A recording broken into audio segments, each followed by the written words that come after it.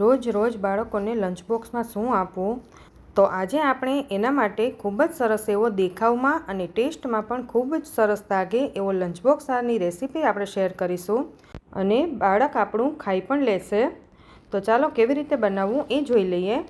તો એના માટે 2 કપ ઘઉંનો લોટ લીધો છે અને તેમાં આપણે 2 ટેબલસ્પૂન જેટલું તેલ એડ કરીશું અને 2 ચમચી જેટલું ઘી એડ કરીશું. તમે એકલું ઘી પણ લઈ શકો છો અને એકલું તેલ પણ લઈ શકો છો. અને અહીંયા આપણે ઘઉંનો લોટ લીધો છે, તેની જગ્યાએ તમે એકલો મેંદો પણ લઈ શકો છો. અને રોજ રોજ મેંદો આપણે ખવડાવો એના કરતાં આપણે ઘઉંના લોટનું થોડું હેલ્ધી જ બનાવી લઈએ. પછી આપણે તેમાં મીઠું સ્વાદ પ્રમાણે એડ કરી દઈશું અને થોડો એવો અજમો આ રીતે મસળીને એડ કરી દેવાનો. પછી આપણે બધું જ સારી રીતે મિક્સ કરી લઈએ અને આ રીતે આપણું બાઇન્ડિંગ આવી જાય તેવું જોઈ લેવાનું. જો પછી તમને ઓછું લાગતું હોય તો તેલ પાછળથી તમે એડ કરી શકો છો, પણ આ રીતનું બાઇન્ડિંગ હશે તો આપણું ઉપરનું પડ પણ એકદમ સરસ ખસ્તા બનશે. હવે આપણે જરૂર પ્રમાણે પાણી એડ કરતું જવાનું છે અને મીડિયમ સોફ્ટ લોટ બાંધી લઈએ. આ રીતે પરાઠાનો લોટ હોય એવો બાંધવાનો છે. હવે તેને આપણે ઢાંકીને સાઈડમાં મૂકી દીધું. હવે આપણે એક ખાંડણીમાં 1 લાલ મરચું, થોડો આદુનો ટુકડો, 1 લીલું મરચું, મીઠો લીમડો, અડધી ચમચી જેટલા મરી અને અડધી ચમચી જેટલું જીરું એડ કરીને આ રીતે ખાંડી લઈએ. મરચું તમે તમારા ટેસ્ટ પ્રમાણે વધારે ઓછું કરી શકો છો. હવે આ રીતે આપણે દરદરું ખાંડી લીધું છે. પછી આપણે એક પેનમાં 2 ચમચી જેટલું તેલ એડ કરી દેવાનું. અહીંયા આપણે તેલનું પ્રમાણ ઓછું રાખવાનું છે. પછી આપણે જે ખાંડીને બનાવી હતી પેસ્ટ એ એડ કરી દઈએ. પછી તેમાં થોડી એવી હિંગ એડ કરી દેવાની, અડધી ચમચી જેટલું હળદર પાવડર. હવે બધું જ તેલમાં સારી રીતે મિક્સ કરી દઈએ.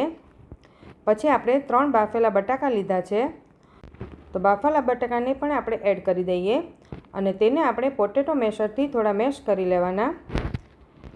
એકવાર આ રીતે પોટેટો મેશરથી મેશ કરવાથી બટાકાનું સ્ટફિંગ આપણું એકદમ સરસ એક સરખું બનશે.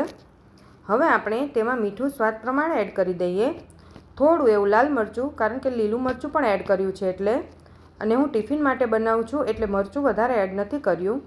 પછી થોડું ધાણા જીરું, થોડો ગરમ મસાલો અને આમચૂર પાવડર એડ કર્યો છે. તમારે આમચૂર પાવડર ન એડ કરવો હોય તો તમે અડધું લીંબુ અને થોડી ખાંડ પણ એડ કરી શકો છો. હવે બધું જ સારી રીતે મિક્સ કરી દીધું.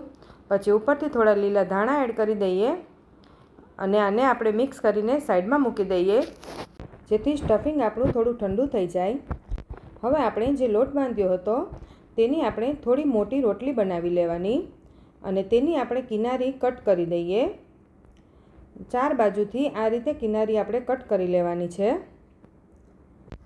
તો આ રીતે આપણે બધી સાઈડથી કિનારી કટ કરી લઈએ અને પછી આપણે તેમાં વચ્ચેથી પણ કટ લગાવવાનો છે.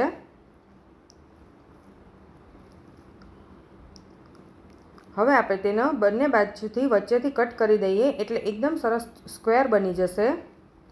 હવે એ સ્ક્વેર બન્યા પછી આપણે તેમાં થોડું થોડું સ્ટફિંગ આ રીતે મૂકી દેવાનું. આપણે અત્યારે ચારેયમાં સાથે જ મૂકી દઈએ છીએ અને પછી કિનારી પર પાણી લગાવવાનું, જેથી આપણી કિનારી એકદમ સરસ ચોંટી જાય અને તેલમાં તળતા ટાઈમે ઉખડે નહીં. હવે હાફ આ રીતે ફોલ્ડ કરવાનું.